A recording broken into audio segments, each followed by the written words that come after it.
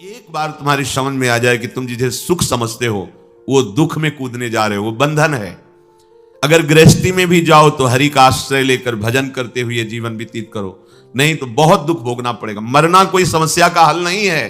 जैसे अपने अज्ञानी लोग सोच लेते हैं चलो मर जाएंगे, झंझट खत्म हो जाएगी। नहीं नहीं, ये झंझट मरने से खत्म। मरना क्या है? एक स्वप्न है, आंख खुलेगी फिर नया जन्म, फिर नया प्रपंच, फिर नया दुख। कैसे कैसे दुख हैं।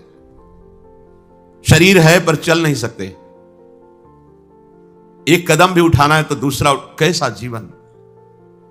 पूरे जीवन आंख नहीं है, कुछ देख नहीं पा रहे, कान नहीं, कुछ सुन नहीं पा रहे, जवान नहीं, कुछ बोल नहीं पा रहे। खाने की व्यवस्था है, लीवर फेल हो चुका है।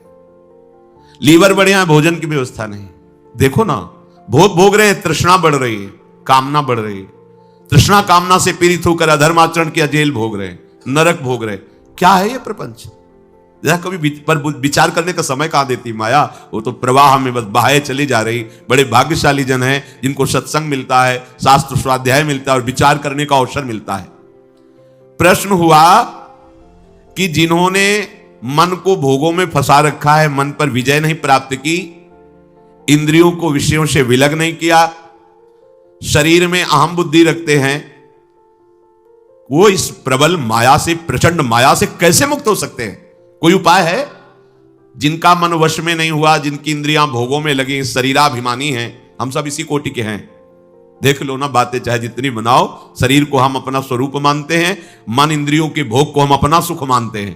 कितना बड़ा ज्ञान है। इंद्रियां भोगों को भोग रही हैं, मन भोगों का संकल्प करवा रहा है, शरीर चेष्टाएं कर रहे, फंस आप रहे हो। आप कहीं भी नहीं है भोग में, पर फंस आप रहे हो। यही माया फंसाए है। आपको किसी भी भोग की आवश्यकता नहीं, आप चिदानंद सुख स्वरूप हैं। ये भुला देना ये माया का कार्य है, और ये स्मृति आ जाना भक्ति का कार्य है, ज्ञान का कार्य है। गीता सुनने के बाद नष्टो मोहा स्मृति लब्धा, अपने स्वरूप की स्मृति आ गई, भगवत स्मृति जागृत हो गई। तो इनका कैसे माया से मोक्ष हो सकता है?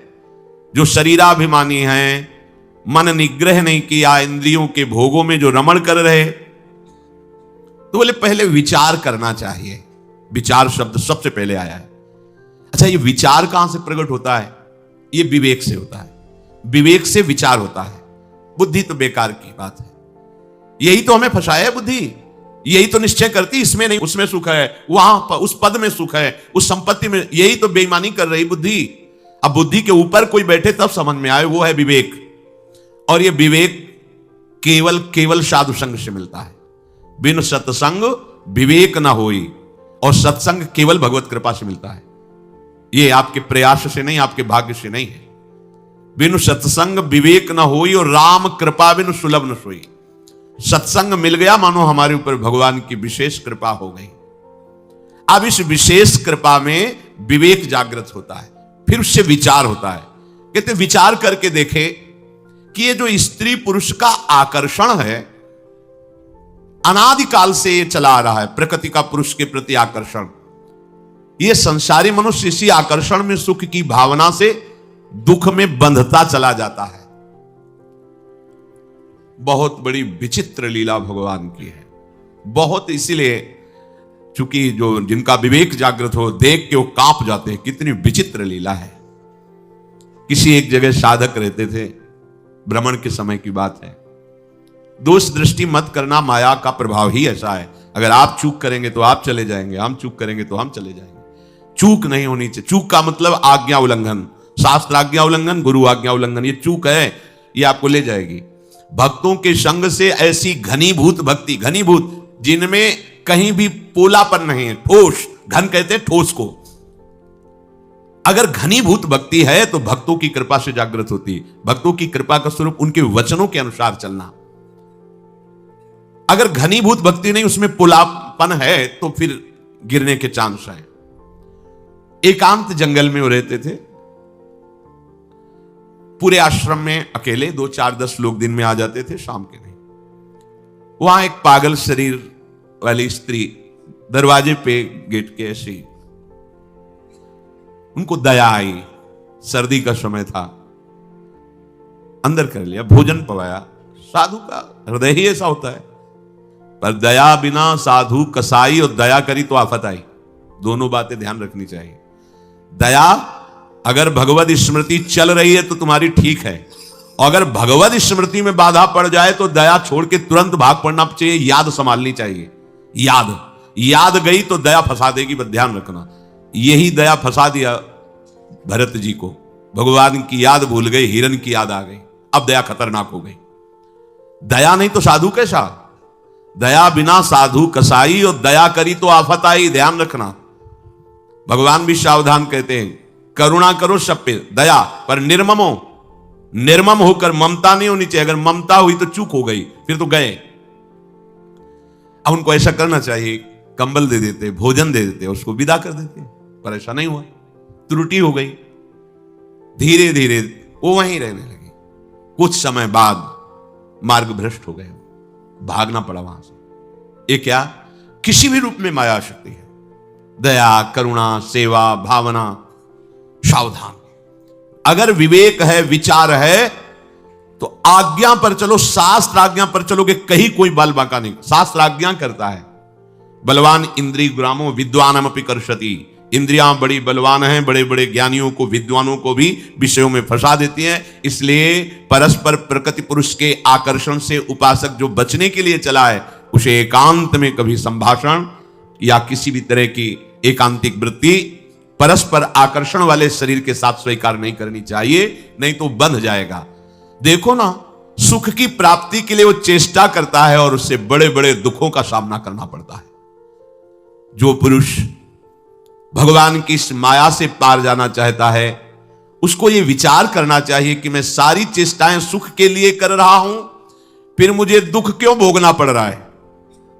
ये बात बहुत सुंदर बात। कर्मण्यारभमाणानाम दुख हत्यै सुखाय च। मैं तो कर्म जितने भी कर रहा हूं सुख के लिए कर रहा हूं, फिर मुझे दुख क्यों भोगना पड़ रहा है। इसका मतलब जिसे हम सुख समझ रहे हैं वो दुख है। दुखालयम, भगवान कह रहे दुख यो नया, इससे प्रकट ही दुख होता है।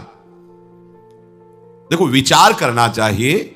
नित्यार्थिदेन वित्तेन दुर्लभे नात्म मृत्युना गृहापत्याप्त पशुभिः का प्रीति साधितैश्चलैः। एक धन को ले लो, इसमें हमारी सुख बुद्धि हो गई, दिन दिन इसको बढ़ाने की अंदर लालसा बढ़ी। अब चाहे पाप से कमाई हो, चाहे हिंसा से, चाहे व्यभिचार से, अक्षरशः सत्य है, अपने हृदय को नाप के देख लेना, शास्त्र है। इसके पाने के लिए बड़ी बड़ी कठिन क्रियाएं, दुखद क्रियाएं करता है। इसी बात से तो घृणा हुई थी पिंगला जी को।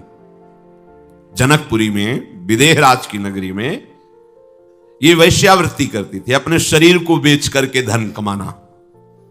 शरीर को सजा करके दरवाजे पे बैठी, जो व्यक्ति आता सोचती मेरे ही पास आ रहा है, मुझे धन प्रदान करेगा। 12 बज गए रात्रि तक कोई नहीं आया। हर व्यक्ति को इसी भावना से देखती, जल गया हृदय, एकांत से धिक्कार है मेरे इस जीवन को। हमारे हृदय में प्रभु बैठा हुआ है, मैंने आज तक उसे, मैं विदेहराज की नगरी में रहती हूं, ज्ञानियों की नगरी में, और कितना निकृष्ट आशा, शरीर से भोग, भोग से धन, धन से फिर भोग। अब नहीं। देखो, इतनी महान हो गई कि भगवान दत्तात्रेय जी ने 24 गुरुओं में एक गुरु पिंगला जी को भी माना। और चतुरासी जी जैसे रस समुद्र ग्रंथ में, वाणी जी में महाप्रभु ने पिंगला का उदाहरण दिया। यह जो एक मन बहुत ठौर करी, कहीं कौने सच पायो, जहां तहां विपत्ति जार जुवती लो प्रगट पिंगला गायो। निष्ठा कर ली उसे, आज के बाद कभी किसी पुरुष की तरफ नहीं हेरूंगी, भूखी मर जाऊंगी पर गलत आचरण नहीं करूंगी, अपने हृदय में विराजमान हरि से प्यार करूं। महात्मा बन गई, उसी क्षण गुरु माना दत्तात्रेय जी ने। दत्तात्रेय जी जैसे अवधूत महापुरुष ने तत्काल पिंगला जी के चरणों में नमन करके गुरु भाव स्वीकार किया। आशा ही परमम दुखम नैरास्यम परमम सुखम। इसे एक और संकेत मिलता है, कल तक बेविचारी रहा है, तुम्हारी दृष्टि में हो सकता है कि बेविचारी है, और आज कितनी ऊंचाई पर चढ़ गया तुम नहीं जान सकते हो। उसने संकल्प कर लिया, निष्ठा कर ली, सब खत्म। तुम्हें लगेगा ये कल वाला है, नहीं नहीं, हाँ, ऐसा दोष दर्शन करने पर तुम्हारा पतन हो जाएगा। आंतरिक आध्यात्मिक भूमिका कब बढ़ गई तुम्हें क्या पता चला। हरि गुरु कृपा से कितनी ऊंचाई पर बैठ गया तुम्हें क्या पता चला। देखो ना, पिंगला अभी तक वैश्या थी और अभी निर्णय किया और अभी गुरु बना लिया दत्तात्रेय जी ने 24 गुरुओं में, और उसका महामहिम स्वरूप भगवान वर्णन कर रहे हैं, हरिवंश महाप्रभु वर्णन कर रहे हैं, पिंगला का उदाहरण दे रहे हैं। तो जो इस आकर्षण में, इस सृष्टि का सबसे बड़ा आकर्षण है परस्पर शरीर आकर्षण, इस आकर्षण में जो फंस जाता है उसका अंतिम फाइनल मृत्यु रूप भयानक कष्ट और जीते जी अपने आप को भूल करके माया मृग बन जाना, अर्थात काम के अधीन होकर पूरा जीवन दुख में व्यतीत करना। घर, पुत्र, स्वजन, संबंधी, पशुधन, ये सब अनित्य, नाशवान, भुलावे वाला। कैसा भुलावे वाला? भले ना 1 करोड़ रुपया बैंक में जमा है, भले हमारा परिवार है, हमारे पास जमीन है, हमारे इसी के चिंतन में तुम्हारा पूरा जीवन निकल जाएगा। जो वास्तविक धन श्री हरिनाम राधा नाम, उससे अछूते रह गए, ठगे गए। एक घर, स्वजन, धन, पशु, मित्र आदि ने ठग लिया तुम्हें। माया ने इनका रूप धारण करके भगवत भजन नहीं करने दिया तुम्हें, ठगे गए तुम। बराबर जन्म मृत्यु, प्रलय, महाप्रलय सब भोगने पड़ेंगे। इसलिए विचारवान पुरुष को चाहिए कि उसे समझ लेना चाहिए, जैसे इस लोक में सब ये दुख है ना, तो परलोक में थोड़ा सा सुख ज्यादा दिखाकर है परिणाम में दुख है। जैसे तुम यहां किसी की सुंदर स्त्री देख करके अपनी स्त्री पर दृष्टि डालना बंद करके उधर देखकर जल रहे हो कि अगर ऐसी पत्नी हमारी होती तो मैं कृतकृत्य हो जाता। ठीक ऐसे स्वर्ग में विमान पे बैठे हैं, अप्सरा पास है, नृत्य गान हो रहा, पास में उस विमान से 100 गुना अधिक, क्योंकि उसका पुण्य अधिक है, तेजस्वी विमान और अत्यंत सुंदर अप्सरा। अब वो भूल गया अपने सुख वैभव को, जल रहा है उसको देख के। पूरा का पूरा ऐसे ही थोड़ा सा ऊपर के लोकों में और पवित्रता और महत्ता, लेकिन सब नष्ट होने वाला है, ये कुछ बचने वाला नहीं। आ ब्रह्म भुनान लोकान पुनरावर्तिनो अर्जुन, ये सब नष्ट, परिवर्तनशील, आने जाने वाला है। इसलिए कोई दान पुण्य इस भावना से न करे कि स्वर्ग में सुख प्राप्त करेंगे, क्योंकि वो भी ऐसा ही है, उसमें भी शांति नहीं है, परम आनंद नहीं है। क्या करे? तो मेरा अब पतन ना हो, नाश ना हो, भय से मैं मुक्त हो जाऊं, इसके लिए तस्मात् गुरुम प्रपद्येत जिज्ञासु श्रेय उत्तमम शाब्दे परे च निष्णातम ब्रह्मण्युपशमाश्रयम्। अब उस विचारवान पुरुष को चाहिए कि वो गुरुदेव की खोज करे। भगवान की खोज करना कठिन नहीं है, भगवान के रहस्य को जनाने वाले गुरुदेव का मिलना कठिन है। महत्संगस्तु सुदुर्लभ हो, अपने लिए तो कह रहे हैं अनन्य चेता सततम यो माम स्मृति नित्य सहा तस्याहम सुलभा, मैं सुलभ हूं, पर वासुदेवा सर्वमिति समहात्मा दुर्लभा, सुदुर्लभा। मैं सुलभ हूं पर महात्मा दुर्लभ है। अगर महात्मा मिल जाए तो अनन्य चित्त होने में देर नहीं लगेगी। तात स्वर्ग अपवर्ग सुख धरी तुलाए कंग, तूलनताय सकल मिली जो सुख लव सत्संग। गुरु की खोज करनी चाहिए। कैसे करनी चाहिए? पहले उस अव्यक्त गुरु से प्रार्थना करनी चाहिए, परमात्मा से, ईश्वर से, प्रभु से, हे नाथ आप हमें गुरुदेव रूप से मिले। मैं नहीं जानता कौन गुरुदेव है, कैसे होने चाहिए। इतना ज्ञान विद्यार्थी को क्या ज्ञान की कौन टीचर किस स्थिति में है, कितना प्रवीण है, वो तो विद्यार्थी है बेचारा। हाँ, प्रिंसिपल जान सकता है, जो टीचरों के ऊपर अधिकारी, इनमें से कौन सा प्रवीण है, कौन किस कोटि का, किस स्थिति का। ऐसे ही सब गुरुओं के परम गुरु जगत गुरु भगवान श्री कृष्ण है। सबसे पहले प्रभु से प्रार्थना करे कि गुरु के बिना ज्ञान नहीं, परम पद नहीं, मोक्ष नहीं, मोक्ष मूलम गुरु कृपा। तो हे नाथ आप कृपा करके गुरु रूप से मुझे स्वीकार करें। मैं आपका शरणागत हूं, आप गुरु रूप से आवे और मुझ शरणागत को स्वीकार करें। दीन बंधु मैं कहां खोजूं, या आप मुझे पहुंचा दीजिए या आप गुरु स्वरूप से आकर मुझे स्वीकार कर लीजिए। जब आप ऐसी हृदय से प्रार्थना करेंगे तो आपको गुरु मिल जाएंगे, या तो आपको पहुंचा दिया जाएगा उनके पास, और उनके पास जाते ही आपको लगेगा हमारी खोज पूर्ण हो गई, जो मैं चाहता था विश्राम मिल गया। कैसे होने चाहिए गुरुदेव? शाब्दे परे च निष्णातम, शास्त्र ज्ञान से पूर्ण होना चाहिए, और ब्रह्मण्युपशमाश्रयम, भगवत प्राप्त होना चाहिए, ब्रह्मबोध होना चाहिए। अगर ब्रह्मबोध है और शास्त्रों का जो ज्ञान है शाब्दिक वो नहीं, तो अपने शिष्य को समझा नहीं पाएंगे। शब्दों का बहुत अच्छा ज्ञान है लेकिन ब्रह्मबोध नहीं, अनुभूति नहीं है, तो शिष्य का कल्याण नहीं कर पाएंगे। इसलिए दोनों बात होनी चाहिए। शाब्दे परे च निष्णातम, शब्द ब्रह्म अर्थात शास्त्रों के पारदर्शी विद्वान, और ब्रह्मण्युपशमाश्रयम, ब्रह्मबोध संपन्न अर्थात भगवत तत्व का अनुभव किए हुए हों, ऐसे गुरुदेव का आश्रय ले ले। तत्र भागवतान धर्मान शिक्षेत गुरुआत्मदैवतः अमाययानुवृत्त्याय तुष्येदात्मात्मदोहरि। शिष्य को चाहिए कि अपने गुरुदेव को ही अपना परम प्रीतम मान करके, सवाल हल हो जाएगा। शिष्य को चाहिए कि अपने गुरुदेव को अपना परम प्रीतम मान करके, अपनी आत्मा मान करके, अपना इष्ट देव मान करके निष्कपट भाव से गुरुदेव की सेवा करे, गुरुदेव के समीप रहने की आकांक्षा करे। समीप रहने का भाव उनकी आज्ञा में रहना। आप यहां जैसे 1000 कोस दूर रहते हैं पर अपने गुरु की आज्ञा में रहते हैं तो आप गुरु के समीप हैं। और आप गुरु के शरीर के समीप रहते हैं पर आज्ञा उल्लंघन करते हैं तो आप गुरु से बहुत दूर हैं। यह बात ध्यान रखना। ये मायाकृत बात नहीं है कि शरीर के समीप हो तो आप गुरुदेव के समीप हो, नहीं। गुरुदेव की आज्ञा का पालन करते हो, बहुत दूर हो तो गुरुदेव के समीप हो, और गुरुदेव की आज्ञा का उल्लंघन करते हो तो शरीर के समीप रहते हुए भी आप बहुत दूर हैं गुरुदेव से। गुरुदेव की निष्कपट भाव से सेवा, गुरुदेव के पैर दबाना, वस्त्र प्रक्षालन करना, भोजन देना, ये सब एक अंग है सेवा का। इसे पूर्ण सेवा नहीं कहते। पूर्ण सेवा कहते हैं गुरुदेव की आज्ञा में जीवन समर्पित कर देना। अब क्या करवा रहे हैं इससे हमें मतलब नहीं। आप खड़े रहिए यहां, आप बैठ जाइए, आप ये कीजिए, हमारा जीवन समर्पित है, हमें इनकी आज्ञा पर रहना है। और ये बात भगवान देख रहे हैं कि आप भगवान के नाते ही गुरु को भगवान मानकर अपना मन वचन कर्म से उनकी अधीनता स्वीकार की तो भगवान ही आपको बोध करा देंगे कि मैं गुरु रूप में हूं, मेरा ये स्वरूप है। परमानंद में निमग्न हो जाओगे।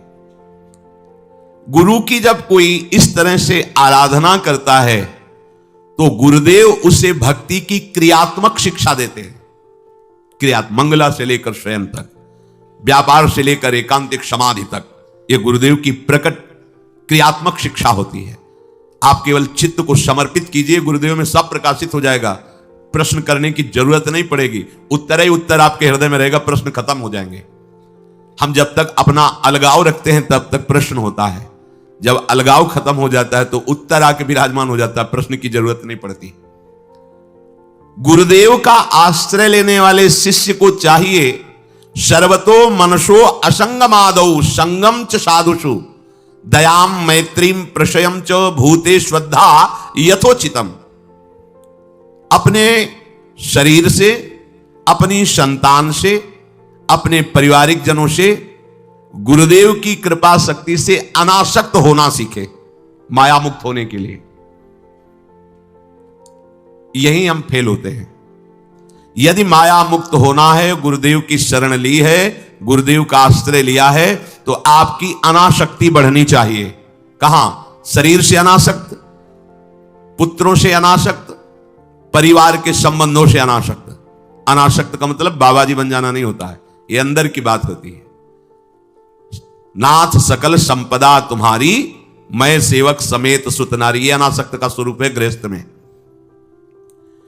फिर गुरुदेव की कृपा से वृत्ति जागृत होती कि भगवान के भक्तों से कैसे प्रेम करना चाहिए।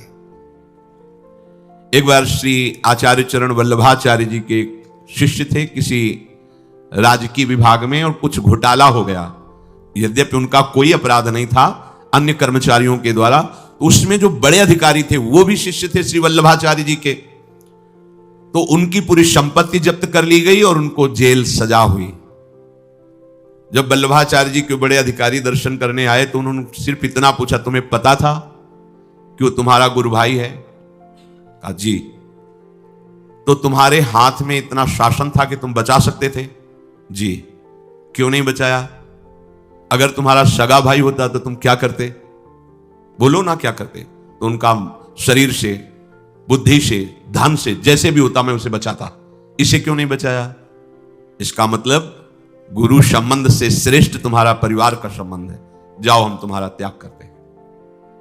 श्री वल्लभाचार्य जी अपनी सगी बहन से भी पूज्य गुरु बहन है, अपने सगे भाई से भी प्यारा गुरु भाई है, क्योंकि सगा भाई माता के उदर से संबंध रखता है और गुरु भाई भगवान से संबंध रखता है, श्री जी से संबंध रखता है।